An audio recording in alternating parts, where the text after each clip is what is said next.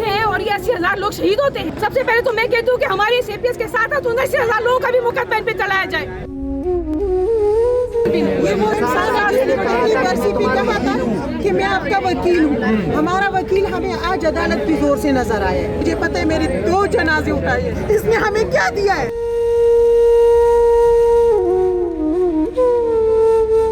हमें कुछ नहीं चाहिए, हम अपना जायदाद भी दे देते हैं, 20 लाख रुपए भी दे देते हैं, लेकिन हमें इंसाफ चाहिए, सिर्फ और सिर्फ इंसाफ चाहिए। वो कोई हक हासिल नहीं, ये कौन होता है उनको माफ करने का? हमारी एक ही डिमांड है, जो हम कह रहे हैं जिन लोगों के ऊपर FIR काटे आप उनके ऊपर FIR काटें। अस्सलाम वालेकुम, मैं हूं रेहान तारिक और आप देख रहे हैं दास्ताक। आज 7 बरस बाद एक बार फिर मुल्क की फजा सोगवार है। आज फिर खून में लथपथ माओ के लख्ते जिगर आंखों के सामने आ गए हैं। आज एक बार फिर सानह APS पर मुल्क में सवालात का सिलसिला शुरू हो चुका है। इस सानह के बाद बच्चों के वालिदैन ने मदद के लिए हुकूमत और फिर अदालत के दरवाजे पर दस्तक दी। इसी मुसलसल दस्तक का ये असर था कि आज सुप्रीम कोर्ट ऑफ पाकिस्तान ने वज़ीर आज़म पाकिस्तान इमरान खान को अदालत में तलब किया। वज़ीर आज़म अदालत में पेश हुए तो हुकूमत की जानिब से मौक़िफ़ अपनाया कि मुल्क का पहला वज़ीर आज़म अदालत के सामने बिला खौफ व ख़तर पेश हुआ है। लेकिन इससे कबल वज़ीर आज़म नवाज शरीफ, सैयद यूसुफ रज़ा गिलानी और दीगर भी अदालत में हाजिर होते रहे हैं। राजा परवेज़ अशरफ भी अदालत के रूबरू बतौर वज़ीर आज़म पेश हुए हैं। हाँ, मगर वज़ीर आज़म की पेशी दीगर वज़ीर आज़म से बहुत मुख्तलिफ थी, क्योंकि वज़ीर आज़म आम गेट की बजाय जजेस के लिए मखसूस रास्ते और मुकम्मल प्रोटोकॉल के साथ अदालत में पेश हुए। उनकी आमद से कबल सुप्रीम कोर्ट के अतराफ में सिक्योरिटी हाई अलर्ट रही। वज़ीर आज़म जब मखसूस रास्ते से दाखिल हुए तो उन्हें सहाफ़ियों के सख्त सवालात का सामना भी करना पड़ा। उन्होंने मौक़िफ़ अपनाया कि वो अदालत ही में जवाब देंगे। इस हवाले से जब वो अदालत में पहुंचे, सहाफ़ियों की जानिब से क्या सवालात हुए और उस पर क्या रद्द-ए-अमल रहा वज़ीर आज़म पाकिस्तान का, सबसे पहले उसकी एक झलक आपके सामने रखता है। साहब क्या जवाब देंगे आज सानिया APS पे चीफ जस्टिस ऑफ पाकिस्तान को? सवाल पूछेंगे सर, आर्मी चीफ के खिलाफ FIR काटी जाएगी? साबिक़ आर्मी चीफ DG ISI के खिलाफ मुकदमा दर्ज करने के लिए इक़दाम उठाएंगे आप? वज़ीर आज़म अदालत में पेश हो गए, लेकिन इससे कबल वज़ीर आज़म के सुप्रीम कोर्ट पहुंचने पर चीफ जस्टिस ने कहा कि वज़ीर आज़म साहब आप आएँ, जबकि जस्टिस एजाजुल एहसन का कहना था कि वालिदैन को मुतमईन करना ज़रूरी है। वालिदैन चाहते हैं कि इस वक्त के हुक्काम के खिलाफ कार्रवाई हो। चीफ जस्टिस ऑफ पाकिस्तान ने वज़ीर आज़म से मुकालमा करते हुए कहा कि आप वज़ीर आज़म हैं जो अब आपके पास होना चाहिए। 1 मिनट जज साहब, आप मुझे तो सुन तो लें, मुझे बात करने का मौका दें। इमरान खान ने अदालत को बताया कि बच्चों के वालिदैन को अल्लाह सब्र देगा, हम मुआवजा देने के अलावा और क्या कर सकते थे। मैं पहले भी इनसे मिला था, अब भी उनसे मिलूंगा। पर चीफ जस्टिस ने वज़ीर आज़म को मुखातिब करते हुए कहा कि उनके ये अल्फाज मुतासरा ख़ानदानों के ज़ख्मों पर नमक पाशी के मुतरादिफ हैं। अब पता लगाएं कि 80,000 अफराद किस वजह से मारे गए। ये भी पता लगाएं कि जो 480 ड्रोन हमले हैं, इन 480 ड्रोन हमलों का जिम्मेदार कौन है। चीफ जस्टिस ने कहा कि ये सब पता लगाना आपका काम है, आप वज़ीर आज़म हैं। बतौर वज़ीर आज़म इन सारे सवालों का जवाब आपके पास होना चाहिए। इमरान खान का कहना था कि APS लवाहिकीन का दुख है तो 80,000 लोगों का भी हमें दुख है। अदालत ने वज़ीर आज़म से इस्तफसार किया कि रिपोर्ट्स के मुताबिक आप तो उन लोगों से मुज़ाकरात कर रहे हैं। जस्टिस ताज़ी अमीन का कहना था कि हम कोई छोटा मुल्क नहीं है, दुनिया की 6ठी बड़ी आर्मी हमारे पास है। आप मुजरिमान को टेबल पर मुज़ाकरात के लिए ले आए हैं, क्या हम एक बार फिर सरेंडर डॉक्यूमेंट साइन करने जा रहे हैं? इस दौरान वज़ीर आज़म ने वज़ाहत देते हुए कहा कि अफगानिस्तान में तालिबान हुकूमत के बाद दाइश, TTP और बलोच अलहदगी पसंद पाकिस्तान आ गए। तालिबान हुकूमत के बाद 2.5 लाख लोग पाकिस्तान के रास्ते बाहर गए। दहशतगर्द इन 2.5 लाख लोगों की आड़ में रूपोश हो गए। हमारी सारी सिक्योरिटी एजेंसीज मुमकिन खतरात से निपटने के लिए इकदाम कर रही हैं। चीफ जस्टिस ने रिमार्क्स दिए कि अभी तक ये समझ आया कि जो होने वाला है उसके लिए इकदाम कर रहे हैं, जो हो रहा है उसके लिए इकदाम नहीं किए गए। इमरान खान का कहना था कि हमें समझना होगा कि अफगान सूरत हाल की वजह से खतरात हैं, जिस पर जस्टिस एजाजुल एहसन ने कहा कि हम समझते हैं कि मसाइल मौजूद हैं, हमने आपको लोगों के नाम दिए। अटॉर्नी जनरल से कहा कि आला सतही कमेटी से पूछे कि उन नामों का क्या।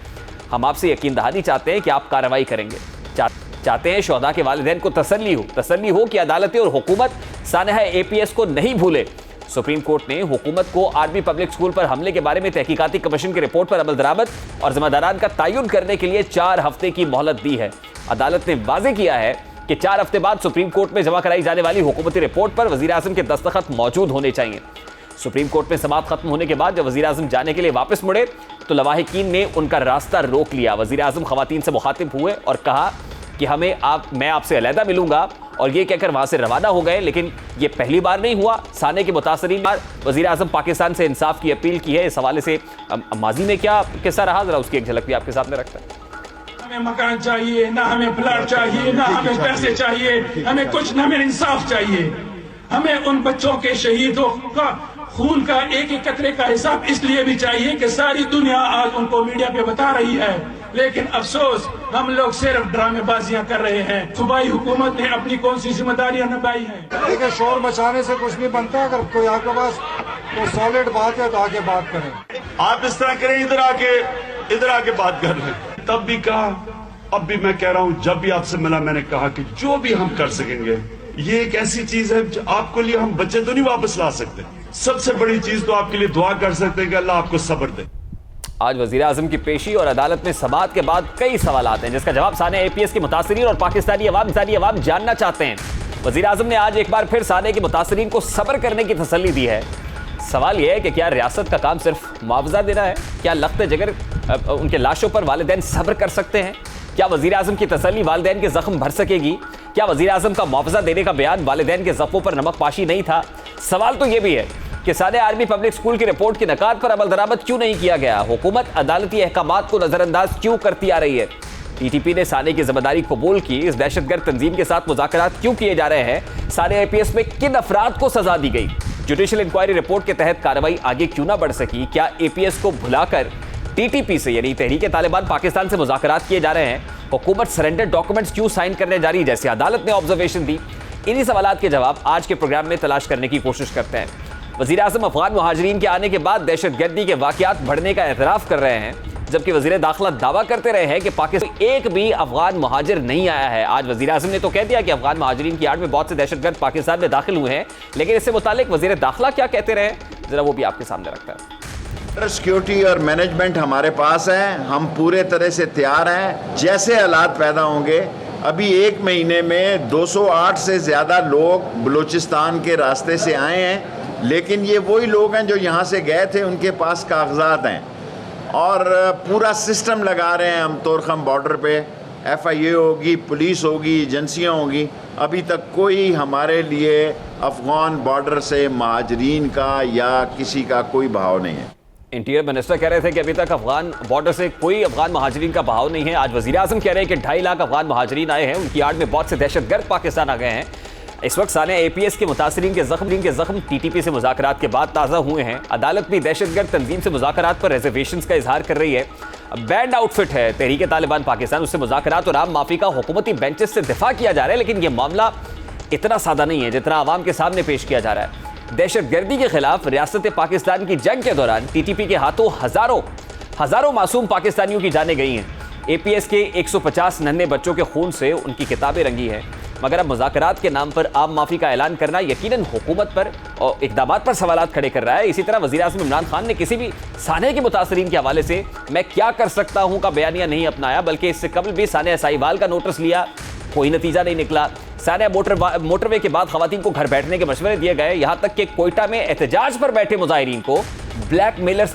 वज़ीर आज़म का अदालत में दिया गया आज का बयान भी साबिका रवैयों की अक्कासी कर रहा है। इस हवाले से माजी में क्या रवैया देखा गया है, जरा उसकी एक झलक भी आपको दिखाता है। उनकी एक ये डिमांड है कि जी प्राइम मिनिस्टर आए तो फिर हम लाशों को दफनाएंगे। जब सब डिमांड्स भी आपकी मान ली हैं, तो ये डिमांड करना कि हम दफनाएंगे नहीं जब तक प्राइम मिनिस्टर आए ना, ये किसी भी मुल्क के प्राइम मिनिस्टर को इस तरह की ब्लैकमेल नहीं करते। If a woman is wearing very few clothes, it will have an impact on the men unless they are robots. Sane APS से मुताल्लिक आज भी जुडिशल कमीशन की रिपोर्ट का तस्करा अदालत में हुआ। जुडिशल कमीशन की रिपोर्ट जो पहले ही पेशावर हाई कोर्ट के जस्टिस मोहम्मद इब्राहिम खान पर मुश्तमिल एक बेंच में जमा कराई थी, 500 से ज़ायद सफ़ात पर मुश्तमिल है। साने आर्मी पब्लिक स्कूल की रिपोर्ट जुलाई 2020 में चीफ जस्टिस ऑफ पाकिस्तान को भेजी गई थी। अदालती कमीशन ने अपनी रिपोर्ट में इस वाक़े को सिक्योरिटी की नाकामी करार दिया और कहा कि हमारे सिक्योरिटी निज़ाम पर बहुत सारे सवालिया निशान खड़े कर दिए हैं। रिपोर्ट पे साने के हवाले से कई सवालात उठाए गए। धमकियों के बाद सिक्योरिटी गार्ड्स की तादाद के ऊपर ऑब्जेक्शन हुआ कि उनमें कमी क्यों की गई। जब धमकियां मिल रही थी अलर्ट से, तो सिक्योरिटी गार्ड क्यों कम हुए? शिद्दत पसंद स्कूल के अकब से बगैर किसी मज़ामत के कैसे दाखिल हुए? क्योंकि अगर सिक्योरिटी गार्ड्स ने मज़ामत की होती तो शायद इतना जानी नुकसान ना होता। इस रिपोर्ट में इस बात का भी तस्करा था कि अफगानिस्तान से शिद्दत पसंद महाजरीन के रूप में पाकिस्तान में दाखिल हुए और फिर इन शिद्दत पसंदों को मकामी अफराद की तरफ से मिलने वाली सहूलतकारी को किसी भी तौर पर यकीनन माफ नहीं किया जा सकता। रिपोर्ट में बहुत सारी ऑब्जर्वेशंस हैं, जो सवालात उठाए जा रहे हैं। अब इसकी अमलदारी की बात हो रही है। हुकूमत को 4 हफ्ते का वक्त दिया गया है। वज़ीर आज़म बाद रिपोर्ट जमा कराएंगे और उस रिपोर्ट पर वज़ीर आज़म के दस्तखत मौजूद होने चाहिए। इस सारे मामले पर फवाद चौधरी साहब का भी एक स्टेटमेंट सामने आया, जरा उसकी एक झलक भी मुलाहिजा हो। हैंडलर्स थे वो पहले ही एलिमिनेट हो चुके हैं। अब उन्होंने कहा है कि जो बाकी जिनकी मॉरल जिम्मेदारियां बनती हैं उनका डिटरमिन किया जाए। वो कमीशन की रिपोर्ट भी है, 4 हफ्ते पे हम करके सुप्रीम कोर्ट के सामने इंशाल्लाह उसको भी रखेंगे। इस वक्त senior defence analyst lieutenant general retired Naeem Khalid Lodhi sahab ने हमें ज्वाइन किया, इसी पर उनसे बात करते हैं। अस्सलाम वालेकुम जज साहब, बहुत बहुत शुक्रिया आपके वक्त के लिए। जज साहब, आज एक बड़ा इंपॉर्टेंट केस सामने आया एपीएस का, जिसमें वजीर आजम खुद अदालत में पेश हुए। अदालत की ऑब्जर्वेशंस बहुत अहम है, रिमार्क्स जो दिए गए हैं। जस्टिस काजी अमीन ने कहा है कि कोई छोटा मुल्क नहीं है, दुनिया की 6ठी बड़ी आर्मी हमारे पास है। आप मुजरिमान को टेबल पर मुज़ाकरात के लिए ले आए हैं, एक बार फिर हम सरेंडर डॉक्यूमेंट पर साइन करने जा रहे हैं। तो बड़ा सादा सा सवाल है जज साहब, क्या वाकई एक बार फिर सरेंडर डॉक्यूमेंट पर साइन हो रहे हैं इस टीटीपी के साथ मुज़ाकरात की सूरत?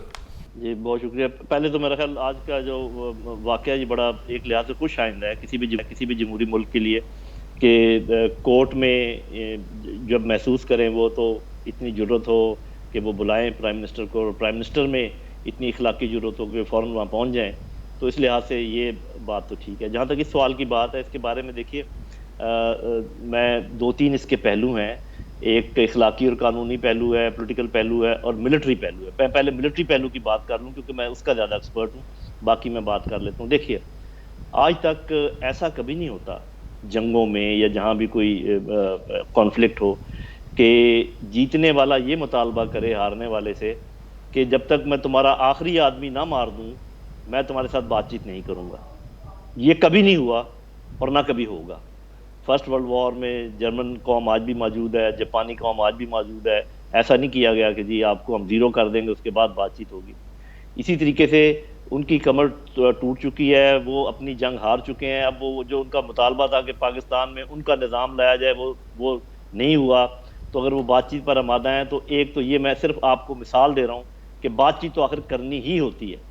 लेकिन जैसा ये जो सवाल मैं सवाल सर इस पे ले लें। आपके ज़हन में जितने सवाल है ना मैं सबके जवाब एडवांस दे रहा हूँ। अगर उसके बाद भी कोई सवाल रह जाए तो जरूर सवाल कीजिएगा। जैसा एक ज़िमनी बात जी बताइए। एक ज़िमनी सवाल ये है सर कि अदालत इसमें ये कह रही है कि 80,000 अफराद किस वजह से मारे गए इस नतीजे में जो टीटीपी की दहशतगर्दी थी। 80,000 अफराद किस वजह से मारे गए। अब इसी तरह से 480 ड्रोन हमलों का जिम्मेदार कौन है, अब ये सब पता लगाना आपका काम है। ये वज़ीर आज़म साहब से इस्तफसार किया गया कि इतने सारे लोग जो मारे गए और फिर ड्रोन हमले में इसके पीछे कौन था ये पता लगाइए।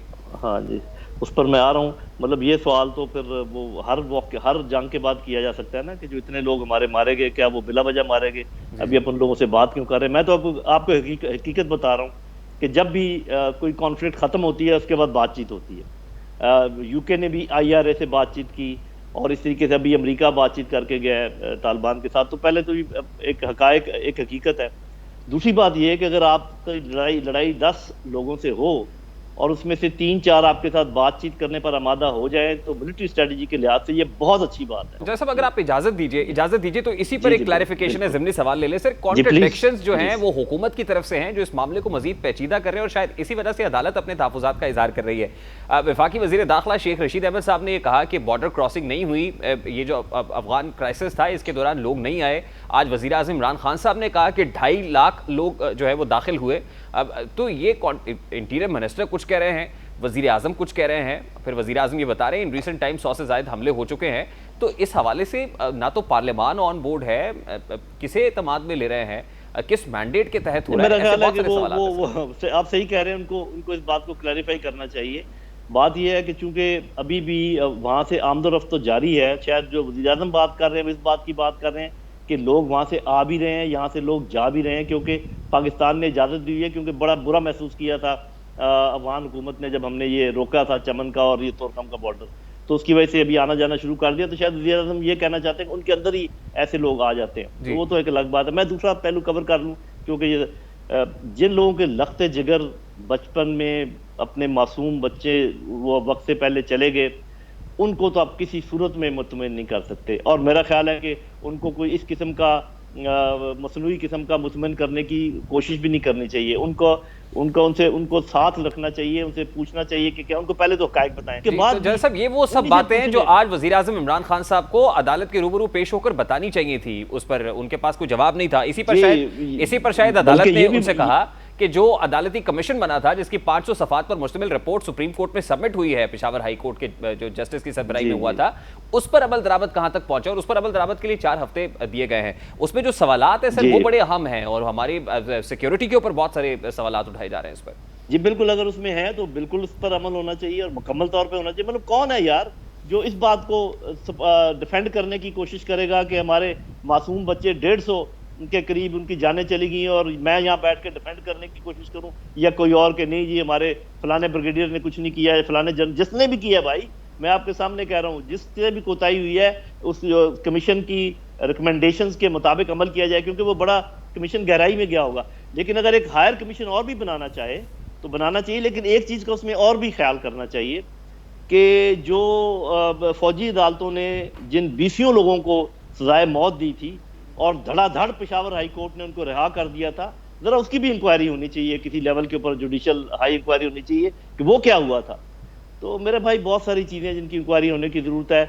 और यस, जब तक ये लोग ऑन बोर्ड ना हों, जब तक ये खुद ना उसके ऊपर तैयार हों किसी को माफ़ करने के लिए, किसी को माफ़ी नहीं दी जा सकती। और ये भी मुमकिन है कि ये जो बातचीत हो रही है इसमें हुकूमत ये कहे उनसे कि जी जो लोग तो इन हाइनेस क्राइम्स में मुलव्वस थे उनको तो हम कानून के मुताबिक ही उनसे निपटेंगे, और जो फुट सोल्जर्स हैं, मिसगाइडेड लोग हैं, पैसे के लालच में आए हुए हैं, उनको हम माफ़ कर सकते हैं।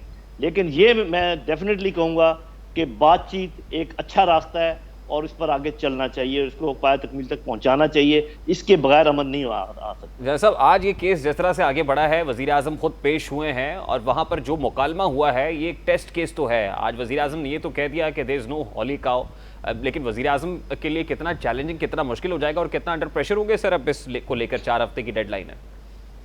जी मेरा ख्याल है कि वज़ीर आज़म ने देखिए अपने आप को असर्ट किया है। टाइम ज़रा मुझे कम लग रहा है, उसमें हो सकता है कि वज़ीर आज़म ज़्यादा वक्त मांगे, क्योंकि ये इंक्वायरी इतनी जल्दी, तो अगर आपने री इंक्वायरी करनी, एक इंक्वायरी तो मौजूद है, आसान तरीन बात तो ये कि एक जुडिशियल इंक्वायरी है और वो चूंकि उसकी फाइंडिंग्स पर अमल दरामद की बात हो रही है कि उसकी फाइंडिंग्स के ऊपर मन-ओ-मन अमल कर दें। वो सारी फाइंडिंग्स सुप्रीम कोर्ट में दोबारा दोहरा के सुप्रीम कोर्ट ने जरूर देखा होगा, वज़ीर आज़म भी देख लें, सब की सब पर अमल करें। अगर उसमें किसी को छूट मिली है तो उसको वापस कटहरे में लेकर आए और वो छूट खत्म करें। यानी आप ये समझते हैं कि वज़ीर आज़म साहब अब इंटेलिजेंस एजेंसीज के साथ बैठेंगे, उनके सरबराहान के साथ एक मीटिंग होगी जैसे कौमी सलामती कमेटी का इजलास होता है, और बाकायदा ब्रीफिंग जैसे आप फरमा रहे हैं वो ब्रीफिंग चाहिए वज़ीर आज़म को इस केस को प्रेजेंट करने के लिए?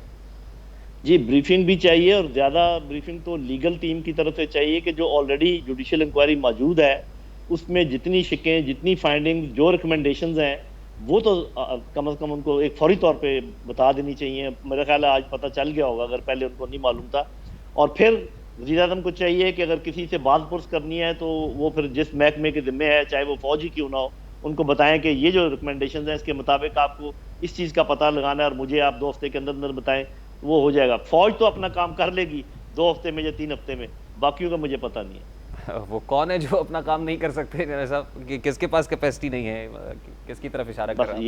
ये आप मेरे मुंह न खुलवाएं, आप या तो आप कहें कि आपको पता नहीं। बहुत बहुत शुक्रिया जनरल साहब आपके वक्त के लिए। Lieutenant general retired Naeem Khalid Lodhi sahab हमारे साथ मौजूद थे। ब्रेक लेंगे, ब्रेक के बाद वापस आएंगे। अब जो मुश्तरका इजलास था पार्लियामान का उसको मौखर किया गया है, और इजलास मौखर इतना इंपॉर्टेंट जिसमें कानून साजी का मामला था वो मौखर क्यों करना पड़ा, इत्तेहादियों के शिकवे क्या है, बात करेंगे इस ब्रेक के बाद हमारे साथ।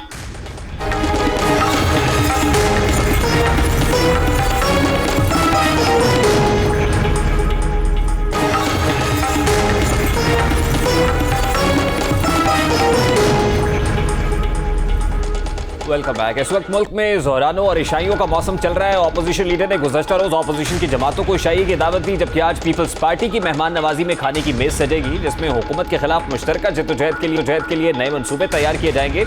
लेकिन आज दोपहर पाकिस्तान तहरीक इंसाफ की जानिब से इत्तेहादी जमातों के लिए ज़ियाफत का एहतमाम किया गया, जिसमें पार्लियामेंट के मुश्तरका इजलास के हवाले से हुकूमत की हिकमत अमली पर गुफ्तगू हुई। लेकिन दौरान इजलास इत्तेहादियों ने शिकायत की एक लंबी फहरिस्त वज़ीर आज़म के सामने रख दी। इत्तेहादियों ने शिकवा किया कि हुकूमत की जानिब से हमें इलेक्ट्रॉनिक वोटिंग ब्रीफिंग दी गई, ना ही तरीक़ाकार बताया गया कि इलेक्ट्रॉनिक वोटिंग मशीन तरीक़ाकार क्या है, वोट कैसे पोल होंगे। हमें मीडिया से पता चला कि एक मशीन है जिसके ज़रिए वोट कास्ट किए जाएंगे। हम इत्तेहादी हैं मगर हमसे मुशावरत नहीं करती, इसीलिए आंखें बंद करके किसी बिल की हिमायत नहीं कर सकते। इत्तेहादियों की जानिब से शिकायत के बाद हुकूमत इंतखाबी इस्लाहात बिल वापस लेने पर गौर कर रही है, लेकिन हुकूमत की जानिब से जुमेरात को होने वाला पार्लियामान का मुश्तरका इजलास मौखर कर दिया गया है। वफाकी वज़ीर इत्तलात व नशरियात फवाद चौधरी ने ट्वीट करते हुए लिखा कि इंतखाबी इस्लाहात मुल्क के मुस्तकबिल का मामला है। उम्मीद है अपोजिशन इन अहम इस्लाहात पर संजीदगी से गौर करेगी। उन्होंने कहा कि पार्लियामान का कल होने वाला मुश्तरका इजलास मौखर कर दिया गया है। वफाकी वज़ीर ने मजीद कहा कि उम्मीद है हम पाकिस्तान के मुस्तकबिल के लिए मुश्तरका लाहमल इख्तियार कर पाएंगे। उनका कहना था कि हम नेक नीयती से कोशिश भी कर रहे हैं।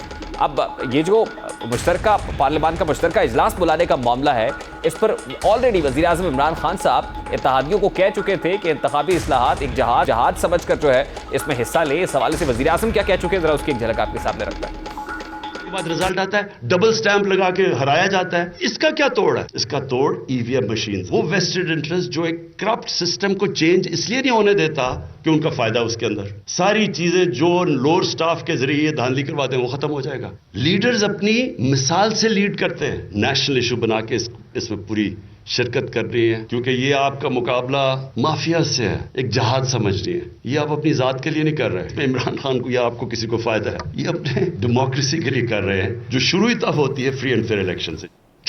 अब हुकूमती इत्तेहादी इस जहाज पर अमल क्यों नहीं करना चाह रहे, ये तो हुकूमती इत्तेहादियों से जानने की कोशिश करेंगे। लेकिन ऑपोजिशन इस वक्त क्या सोच रही है, क्योंकि ऑपोजिशन की भी तेवर पाकिस्तान पीपल्स पार्टी की जहाँ तक बात है कुछ बदले बदले दिखाई देते हैं। कमर ज़बान कायरा साहब हमारे साथ मौजूद है, उनसे बात करेंगे। पाकिस्तान पीपल्स पार्टी के मरकजी रहनुमा है। अस्सलाम वालेकुम कायरा साहब, बहुत बहुत शुक्रिया आपके वक्त के लिए। कायरा साहब, सबसे पहले तो ये फरमाइएगा कि जैसे गुड कॉप बैड कॉप का एक तासुर पाकिस्तान मुस्लिम लीग नून के कैंप में है, क्या पाकिस्तान पीपल्स पार्टी ने भी अपनी स्ट्रैटेजी वैसी बना ली है कि पार्लियामान के अंदर तो अच्छे रहना है, ऑपोजिशन लीडर के साथ उनके चैम्बर में भी जाना है, उनकी दावतें भी अटेंड करनी है, उनको दावत पर बुलाना भी है, लेकिन बाहर होंगे तो चोट लगाएंगे नून लीग पर? देखिए, गुजारिश यह है कि पॉलिटिक्स को जो पहले बात एक समझने की जरूरत है कि पॉलिटिक्स जो है ये बुनियादी तौर पे एग्री टू डिसएग्री का एक फॉर्मूले के तहत चलती है। दुनिया में बहुत सारे ममालिक के अंदर जहाँ इस तरह की डेमोक्रेसीज है, वहाँ पे जमातें एक दूसरे के खिलाफ होती है, अपने अपने मैनिफेस्टो अपनी अपनी क़यादत के साथ चलती है। फिर कई दफा हालात के मुताबिक उनको आपस में इकट्ठे होकर पॉलिटिक्स करनी पड़ती है, इक़्तिदार की भी, और उनको ऐवानों की असम्बलियों के अंदर इकट्ठे होकर अपोजिशन भी करनी पड़ती है। ये हिंदुस्तान में भी ऐसा है, आपको जापान में भी ऐसा मिलेगा, आपको बांग्लादेश में भी ऐसा मिलेगा, आपको बर्तानिया में भी ऐसा मिलेगा। तो ये कोई अचंभे वाली बात है। इस वक्त हालात कैसे हैं? इस वक्त हालात इकट्ठे होकर पॉलिटिक्स करने के? मैं जरा एक मिनट बात करूं। गुजारिश ये है कि इस वक्त जो सूरत हाल है, अपोजिशन जो है वो इंडिपेंडेंटली इलेक्शन लड़के सारी जमातें आई, पर हमने 2 साल तक इस हुकूमत को देखा, मौका दिया कि ये अपना काम करके लोगों को डिलीवर करे। मेरे चेयरमैन ने कहा कि कदम बढ़ाओ इमरान खान, हम तुम्हारे साथ हैं। शहबाज शरीफ साहब ने कहा कि चार्टर ऑफ इकोनॉमी करें, मिल के चले, ठीक है। उन्होंने हमें गालियां देते रहे, हम बर्दाश्त करते रहे। उसके बाद पीडीएम बना। पीडीएम एक ऐसा इत्तेहाद था जो कोई फॉर्मल इत्तेहाद नहीं था, वो कोई रजिस्टर्ड ऑर्गेनाइजेशन नहीं थी। कायरा साहब, आप ये कह रहे हैं कि पार्लियामान के अंदर तो आप पाकिस्तान मुस्लिम लीग नून के साथ हैं क्योंकि उनके ऑपोजिशन लीडर है, लेकिन पार्लियामान से बाहर जहां तक की सियासत की बात है तो उसमें आपकी सियासत नून लीग से अलग है। अब फेयर इनफ, लेकिन हम आज भी नून लीग के खिलाफ इलेक्शन लड़ रहे हैं। जी जी बिल्कुल कायरा साहब, फिर जब आप ये कहते हैं कि इन हाउस चेंज लानी चाहिए पंजाब के अंदर, जब आप नंबर गेम की बात करते हैं तो फिर वो किस अंदाज में, क्या आपकी किसी ऐसी स्ट्रैटेजी को, किसी ऐसी अपॉर्चुनिटी पर नून लीग कान धरेगी जब आप ये कह रहे होंगे? ये बात यह है कि नून लीग मेरे खिलाफ इलेक्शन लड़ती है, मैं नून लीग के खिलाफ इलेक्शन लड़ता हूँ। नून लीग अगर मेरी पॉलिसी को गलत समझती है, उस पर एतराज करती है, उनका हक है। उनकी पॉलिसी को मैं गलत समझता हूँ, मैं एतराज करता हूँ, ये मेरा हक है। सवाल ये है कि हम क्या कर रहे हैं। हम कह रहे हैं हम इकट्ठे क्यों हुए थे कि इस हुकूमत को गिराया जाए, इस हुकूमत को फारिग करके नए इंतखाब कराए जाए। लेकिन वो हो नहीं सका। पाकिस्तान पीपल्स पार्टी जब पीडीएम से अलहदा हुई तो उस वक्त पाकिस्तान पीपल्स पार्टी से मुताल्लिक ये तासुर बनाने की कोशिश की बाकी जमातों ने कि पाकिस्तान पीपल्स पार्टी किसी इशारे पर अलहदा हुई है या बैकडोर राब्ता कह लीजिए। अभी आप ये कह रहे हैं कि पाकिस्तान मुस्लिम लीग नून बैकडोर राब्ते कर रही है, तो मुश्तरक बात तो बैकडोर राब्ते ही हैं। हमारी सियासत के अंदर बैकडोर राब्तों की खासी अहमियत है। फिर कायरा साहब, तो आपको लगता है at this point in time backdoor राब्ते हो रहे हैं, बैक चैनल ऑपरेट कर रहा है? पहली गुजारिश तो ये है कि पीपल्स पार्टी मुख्तलिफ अदवार से गुजरी है, हम पे सारे इल्जाम लगा लीजिए, ये इल्जाम तारीख में कभी नहीं है कि हमने एस्टेब्लिशमेंट के सहारे इलेक्शन लड़े। हमसे एस्टेब्लिशमेंट ने हमेशा इलेक्शन छीने हैं। जब भी कभी हम इलेक्शन जीते हैं, हम एस्टेब्लिशमेंट के सारे हथकंडों के बावजूद इलेक्शन जीते हैं। ये बड़ी खुली तारीख है।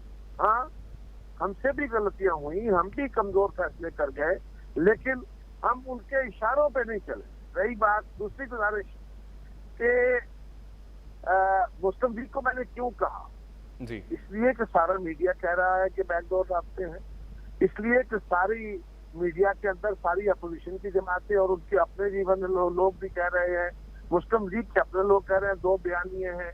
कायरा साहब बिल्कुल ठीक है। देखिए, वोट को इज्जत दो का बयानिया मियां नवाज शरीफ साहब का है, मरियम नवाज साहिबा का है। जो दूसरा सेक्शन जिसकी आप बात कर रहे हैं, जो मुफाहमत पर यकीन रखता है, वो शहबाज शरीफ साहब का यानी ऑपोजिशन लीडर का है, जिसके साथ पाकिस्तान पीपल्स पार्टी ऑपोजिशन लीडर के चैम्बर में जाकर भी मिलती है, ज़ोराने और रिशाइयों की बात भी करते हैं, पार्लियामान के अंदर बातें होती है। मुझे ये बताइए सर कि ये बैकडोर राब्तों से eight this point in time आपको लगता है कि पाकिस्तान मुस्लिम लीग नून तगड़ी हुई है, या कोई ऐसा इशारा है कि पाकिस्तान मुस्लिम लीग नून की गिरफ्त मजीद मजबूत हुई है इन बैकडोर राब्तों से?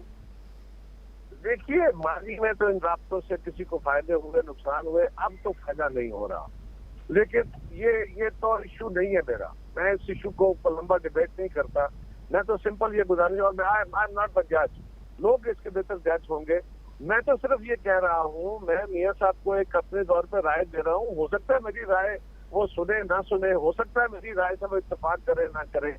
मेरी कहने की मुराद ये है कि आपकी जमात के अंदर जो दो बयानिए हैं कि वोट को इज्जत दो और मुफाहमत की सियासत देके चलो, इसको एक पेज पे ले आए, फिर बाकी जमातें भी आपके साथ और कौम भी आपके साथ एक पेज पे आ जाएगी, और फिर हम ये बेहतर स्ट्रगल जो है इसको किसी मंतकी अंजाम तक बेहतर तरीके से पहुंचा सकेंगे। कायरा साहब, लास्टली ये कहिएगा सर कि पार्लियामान का जो मुश्तरका इजलास है जिसमें हम कानून साजी होनी है, वो इजलास अब मौखर कर दिया गया है, उसके लिए ऑपोजिशन जमातों का क्या कंसेंसस है, क्या इत्तफाक राय है कि कैसे इन कवानीन का रास्ता रोकेंगे? और उसके बाद फिर जहाँ तक सड़कों पर आने की बात है, खुर्शीद शाह साहब भी काफ़ी मुतहर्रिक दिखाई दे रहे हैं, ऑपोजिशन के लोगों से मुलाकातें भी कर रहे हैं। क्या पाकिस्तान पीपल्स पार्टी फिर से उस ऑपोजिशन इत्तेहाद का हिस्सा बन सकती है? कहीं पर कोई मौहूम सी उम्मीद बाकी है?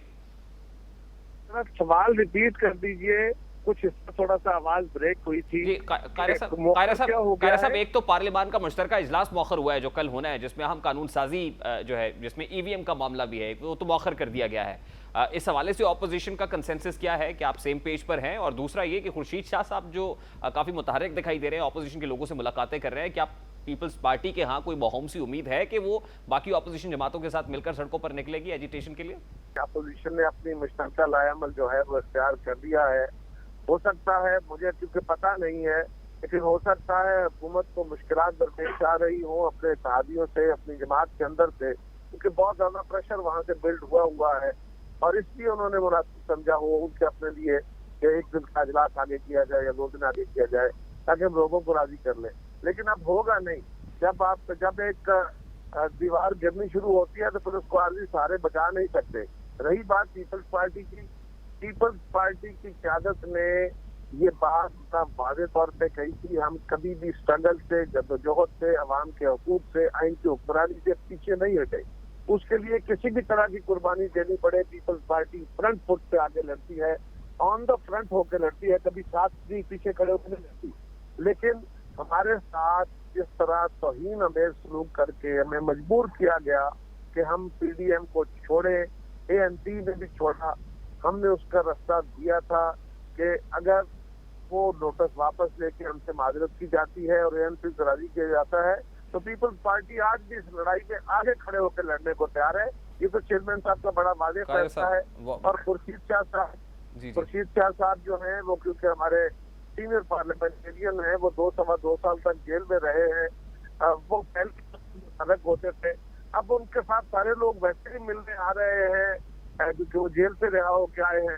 और जब सियासी कारकुन इकट्ठे होते हैं तो फिर वो सियासत के रास्ते भी निकलने की बातें करते हैं। कायरा साहब, मुझे ब्रेक लेने का कहा जा रहा है। पाकिस्तान पीपल्स पार्टी के सीनियर रहनुमा कमर ज़मान कायरा साहब हमारे साथ मौजूद थे। अभी एक ब्रेक लेनी है जी, ब्रेक के बाद वापस आएंगे। आइन के आर्टिकल 184(3) में तरमीम का मुतालबा जोर क्यों पकड़ रहा है, बात करेंगे इस ब्रेक के बाद।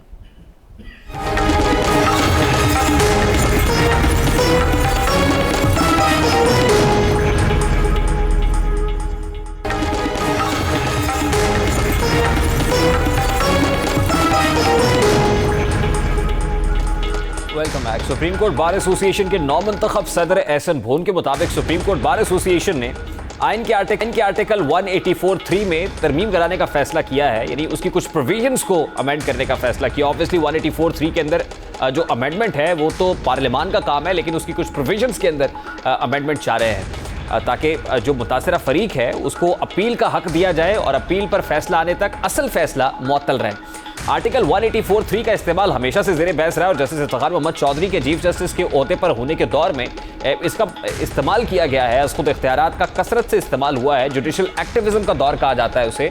इस हवाले से एहसन भोन साहब ने क्या मौक़िफ़ इख्तियार किया, ज़रा उसकी एक झलक आपके सामने रखता है। जब भी किसी हवाले से honourable supreme court suo motu jurisdiction में अस्यूम करता है तो for all time to come parties की जो भी डिसीजन होता है फेट सील हो जाती है और उस हवाले से राइट ऑफ अपील नहीं है। मीनिंग देयर बाई के अल्लाह नाउज़ुबिल्लाह ये खुदाई हुक्म आ गया। तो मैं समझता हूँ कि हम इंसान हैं, हम पेरिशेबल हैं, हमसे गलती का हर लम्हे गलती हो सकती है, गलती का अंदेशा रहता है।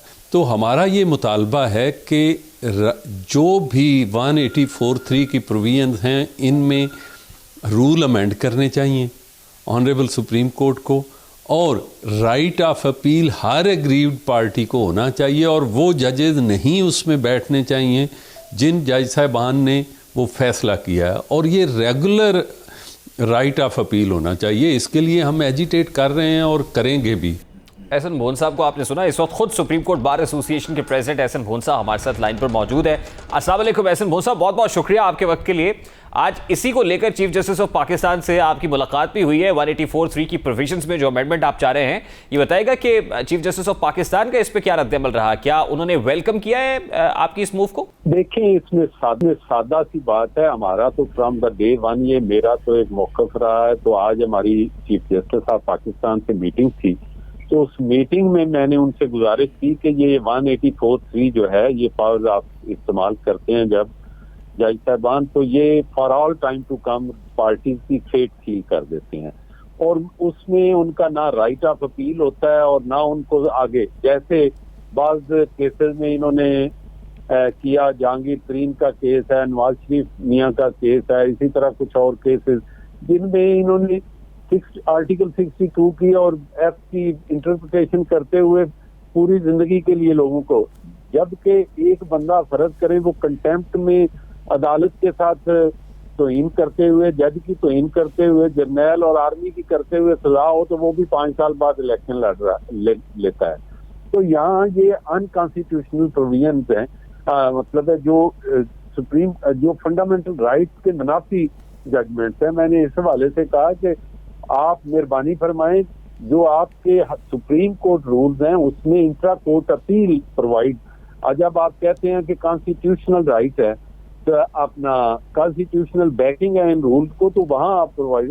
चीफ साहब का ये ख्याल था कि इसमें हो सकता है आइन में अमेंडमेंट कर, मैंने कहा जी इसमें, फिर उन्होंने कहा ये मुतालबा तो आपका ठीक है, इसकी लीगल क्या इम्प्लीकेशंस हैं इनको देख लेते हैं, तो फिर अकॉर्डिंगली हम बाहर से मुशावरत के बाद इस चीज को देखेंगे। तो मैं समझता हूँ कि ये बड़ी ज्यादती वाली बात है कि जब आपको सुओ मोटो जहाँ पे राइट ऑफ अपील नहीं है, तो रिव्यू का स्कोप इसलिए मैं नहीं समझता कि ऐसे केसेस में होता है कि जब आप रिव्यू के लिए जाते हो तो वही जज साहबान उस को डिसाइड करते हैं, तो वो अपने पहले फैसले को बरकरार रखते हैं। अब चीफ जस्टिस ऑफ पाकिस्तान से आपकी मुलाकात हो गई है, यकीनन खुशगवार माहौल के अंदर हुई होगी, आपने गुजारिशात उनके रूबरू पेश भी की हैं। उसके बाद कोई एजिटेशन की नौबत आएगी, सुप्रीम कोर्ट बार एसोसिएशन को एजिटेट करना पड़ेगा, या आपको लगता है कि मामला सॉल्व हो जाएगा, जो आप चाह रहे हैं इन प्रोविजंस को अमेंड करना, ये हो जाएंगी? अदलिया के साथ हमारे मामलात इंशाल्लाह मोहब्बत और प्यार से हो जाएंगे सेटल, क्योंकि हम कानून के तालिब इल्म है और अदलिया जो है वो कानून को इंटरप्रेट करती है, डिसाइड करती है। और दूसरा, हम समझते हैं कि हम बार और बेंच एक फैमिली है और वो एक दूसरे के जो नुक्ता नज़र को हमेशा अच्छे तरीके से समझने की कोशिश करते हैं। और चीफ साहब ने बड़ा सिंथेटिकली, मैं अकेला नहीं था, मेरी पूरी कैबिनेट थी और आउट गोइंग कैबिनेट थी, उन तमाम के सामने उन्होंने कहा कि ये बात तो आपकी ठीक है, इसकी लीगल क्या इम्प्लीकेशंस हैं, कैसे इसको आगे लेके चलने हैं, इस पे मशावरत करते हैं। तो मैं अप्रिशिएट करता हूँ चीफ साहब का नुक्ता नजर इस पे पॉजिटिव था। नहीं तो एसएम मोहन साहब, अब लीगल कंसल्टेशन जो है उसका मुशावरत का अमल शुरू हो गया है, उस हवाले से कोई कमेटी कॉन्स्टिट्यूट हुई है, आपके कोई लीगल एक्सपर्ट्स के ऊपर कोई मुश्तमिल कमेटी इस पर काम करना शुरू हो गई है, फ्रेमवर्क क्या होगा? बात सुने, हमारी कमेटी तो पहले ही है, मेरी कैबिनेट जो है वो 17 बंदों की है, वो सारी की सारी मेरे साथ है, इस पे कंसल्टेशन। बाकी मोहतरम चीफ जस्टिस साहब से गुजारिश की है कि आप अपने पीएस से, बाकी जो मोहतरम जज साहबान है, उनसे इस मामले पे कंसल्टेशन करें ताकि चीजों को हम आगे लेके चलें। और ऐसा वो सब ये भी फरमाइएगा सर, 184(3) के मामले में अगर राइट ऑफ अपील मिल जाता है तो फिर आपके ख्याल में वो कौन कौन से ऐसे प्रोमिनेंट ऐसे लाइमलाइट केसेस हैं जो आपको रिजॉल्व होते हुए या मुख्तलिफ होते हुए जिनके नताइज आपको मुस्तकबिल करीब में दिखाई दे रहा है? सारे केसेस हैं इनमें, ये तो इलेक्शन वाले केसेस हैं, उनके अलावा आप देखें बहुत सारे ऐसे केसेस हैं जिनमें लोगों की बिल्डिंगें गिरा दी गई, लोगों के प्लाजे गिरा दिए गए, लोगों के घर गिरा दिए गए, लोगों के अपना घर गिराने की आर्डर हो चुके हैं, अभी गिरे नहीं। तो इसी तरह बहुत सारी चीजें हैं। ये अपना जो जहांगीर तरीन वाला केस है, इसी तरह और केसेस हैं। This article of the constitution actually empowers chief justice of Pakistan sir, तो आपको लगता है कि वो राजी हो जाएंगे? बहुत बड़ी एम्पावरमेंट है अदलिया के पास कि वो नोटिस लेते हैं, वो फैसले जारी करते हैं और उसके बाद चीजें बड़ी क्विकली होती हुई दिखाई देती हैं। जब सुप्रीम कोर्ट के रूल्स की बात होती है, सुप्रीम कोर्ट की एक जजमेंट की बात होती है, सो मोटो पास की बात होती है, तो हम ये समझते हैं, हमारा एक बायसियत कानून के तालिब इल्म के, कि सुप्रीम कोर्ट अपने रूल को अकॉर्डिंगली अमेंड करके राइट ऑफ अपील जो है वो प्रोवाइड कर सकती है। ठीक है, इसलिए यानी इसके लिए ये चीजें, इसके लिए आपको लगता है कि आईनी तरमीम की जरूरत नहीं है, बल्कि सुप्रीम कोर्ट लेवल पर? मैं नहीं समझता आईनी तरमीम की जरूरत है। अगर ऐसी है तो वो पार्लियामेंट को वहां तो बजाय कंसेंसस के एक बिल्कुल शार्प डिवाइड है, जिससे ये मुल्क का निज़ाम जो है वो सारा जो है वो अनसर्टेनिटी के मामलात में पड़ा हुआ है। तो अल्लाह बेहतर करे, इन सारे हमारे सियासतदानों को अल्लाह होश के नाखन दे, ये मिलजुल के मुल्क की बेहतरी के लिए, निज़ाम की बेहतरी के लिए, अवाम की बेहतरी के लिए काम करें। अच्छा, ऐसा मौसम लास्टली ये कहेगा कि बतौर president supreme court bar association आपको लगता है कि आपके टेन्योर में ये मामला हल हो जाएगा? मैं देखें, हर मामले की बुनियाद रखी जाती है और उस पर जिद्दोजहद की जाती है, बाकी नतीजे अल्लाह ताला की ज़ात मदद करती है। ठीक है, बहुत बहुत शुक्रिया एहसन मोहन साहब आपके वक्त के लिए। President supreme court bar association Ahsan Mohan साहब हमारे साथ मौजूद थे। 184(3) के मामले में राइट ऑफ अपील की बात कर रहे हैं, स्पिरिट ऑफ कॉन्स्टिट्यूशन भी है, इस पर पहले भी बात होती रही, लेकिन क्या आपकी बार अमल दरामद भी हो पाएगा, ये सोचने की बात है। प्रोग्राम का वक्त अपने इख्तिताम को पहुंचा, आपसे मुलाकात होगी इंशाल्लाह कल। अपना रखिएगा ख्याल, अल्लाह हाफ़िज़।